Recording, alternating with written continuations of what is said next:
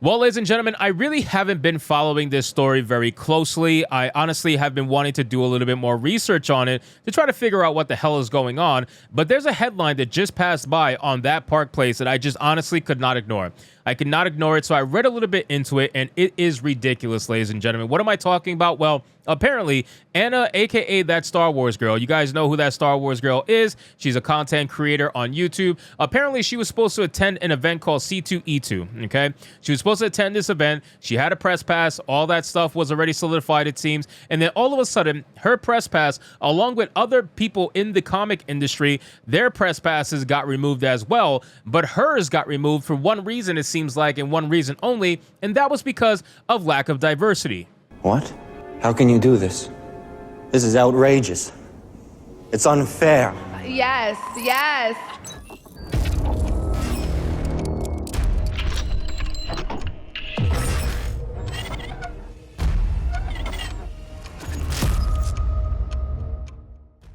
Yes, ladies and gentlemen, Anna, that Star Wars girl, got her C2E2 pass revoked because of lack of diversity, not only for herself, but lack of diversity for her audience, ladies and gentlemen. It's the most ridiculous excuse coming from a conference that I have seen in a very long time. And the fact that they can even openly admit to this shows you just how comfortable they feel being not only racist, but discriminatory to certain people. So let's get into this article, guys, from that Park Place. But of course, before we do, if you are new here, just consider hitting that subscribe button. I would greatly appreciate it, and like the video to push us out into that YouTube algorithm. So it says YouTuber and Twitch streamer Anna, aka the Star Wars girl, revealed that Chicago Comic and Entertainment Expo, or C2E2, revoked her press pass for the upcoming convention that is to take place later this month. That Star Wars girl announced her press pass was canceled on April 4th. Writing on X, got the email, C2E2 canceled my press pass.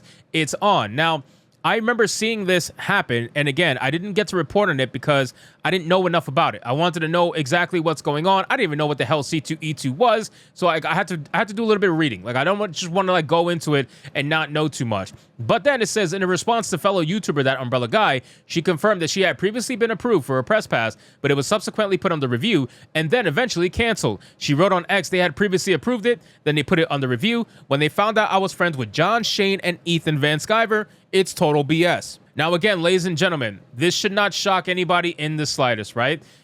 I would say conferences like this. How many times have you seen conferences like this that end up doing some absolute dog shit like decisions because of, I don't know, some sort of outrage or some sort of wokeness or whatever the case may be? This is stupid. To remove someone's press pass who not only has a big following, okay, that Star Wars girl is not a small content creator, obviously. She has a big following. She also knows other YouTubers and other content creators that have massive followings as well. It's not like you're talking about someone who has 10,000 or less subscribers. You're talking about someone that would have drawn the eyes of a lot of people potentially to C2E2. You have someone who definitely would have been at least a very active participant within the conference, and yet you remove them because you find out they're friends with certain people that you might not agree with. It's very interesting. Then it says in another response, the comic book creator Michael Bancroft, Anna revealed that the press pass was revoked because she was not diverse enough. She was not diverse enough. Now, here's the funny thing. Anna is not what you call prototypical white. Even though she might look it on the outside, she is not actually prototypical white, and she explains it here in this paragraph. It says she elaborated on a separate thread, writing, the reason C2E2 gave for canceling me was diversity requirements. I'm Azorian, Danish, African, and few others. A true mutt. Azori's population is 242,000. California Azorian is 350,000. The world population is 8.1 billion. 592,000 out of 8.1 billion is 0.0073 and et cetera percent. C2E2 and Chris Delando, you want us to believe you care about diversity and minorities. I'm probably one of the most diverse women that applied for the press. You are full of shit, she added. And listen, we know that's the case, okay? We know that this is not about diversity. This is not about equity. Damn sure is not about equity. And it's damn sure not about inclusion. We know that at the end of the day, they didn't like the certain message that maybe Star Wars girl and Ethan Van Sciver and all the others that they know in that little group, they know that that message is not exactly what's going to chime with the people who are in the mainstream for C2E2. They're not going to allow that discussion to happen. They're scared that if they allow these people to exist within C2E2, that somehow is going to infiltrate the mainstream with certain narratives that they don't like. At least that's how I see it from the outside looking in, because if you have an event like C2E2 purposefully ignoring a specific group of people, then that means that those group of people is considered problematic for whatever reason, and they're going to remove them straight out. Then it gets even better, because it's not just about the diversity of that Star Wars girl, it's about the diversity of her audience apparently as well. It says in a follow-up post, she added, apparently there's some confusion with the context of the screening. When I applied for my press pass, there's a specific section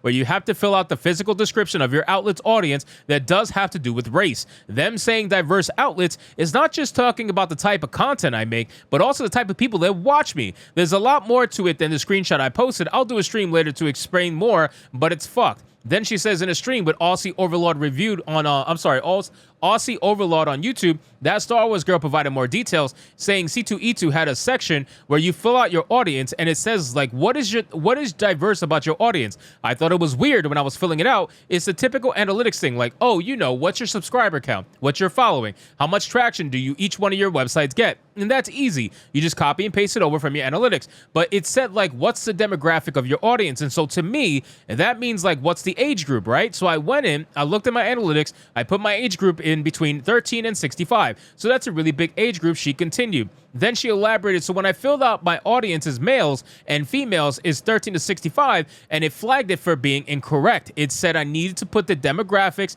and ethnicities of my audience. And I thought it was so weird. Now, that is weird, in my opinion. That is very weird. Why do you need to know the racial demographics of a content creator's audience? That's the most stupid fucking thing I've ever heard in my life. It doesn't serve any purpose other than for you to try to make the C2E2 event look more diverse than it actually is. It serves no purpose. If you are focusing on the content creator and you're focusing on the reason why you want to bring them, you want to bring them because they have a decent following. You want to bring them because they'll be influential to the conference. You want to bring them because they'll also bring people to the conference. Who cares what kind of people they bring? Who cares if there's enough blacks, whites, Asians, whatever? Who gives a fuck? As long as they bring a good amount of people to the conference, that's all that should matter. But of course, with some of these conferences, they're very woke and they're going to require certain things because of whatever fucking discriminatory reasons that they have. Then it says, I've never had that happen before. I wish I had screenshotted it, but I didn't even think about it at the time because, again, this was months ago. And I was like, what on earth are you talking about? Like, what do you mean, like, demographics and ethnicities? How on earth am I going to know that? I'm on YouTube, man. I don't see what most people have avatar animes. What do you mean? A little later, she said, so when they said diverse in the email, it's because of that. Because not only am I not diverse enough, my audience isn't diverse enough. My audience, even though we have a huge America, is probably one of the most diverse countries in the world. We're not diverse enough. So it's not just me, it's my audience that isn't diverse enough. So again, ladies and gentlemen, absolutely insane that they would revoke her press pass for something about diversity. That is the most stupid thing that I have ever witnessed, honestly. One of the most stupid, I would probably say. And you know what? I can't even pretend to be shocked. I can't even pretend as if this is going to be a super shocking thing, because ultimately we know, you know, all of us know that these mainstream outlets, these mainstream conferences, they serve one purpose and one purpose only, and that's only to maintain the status quo. And if you are outside that box, if you don't maintain the status quo, you are not going to be allowed to join. So anyway, guys, thank you so much for watching this video. I hope you did enjoy it. If you did, consider leaving me a subscribe. I would greatly appreciate it. Don't forget to like the video, comment, let me know what you thought, and I'll see you guys on the next one. Hypnotic out.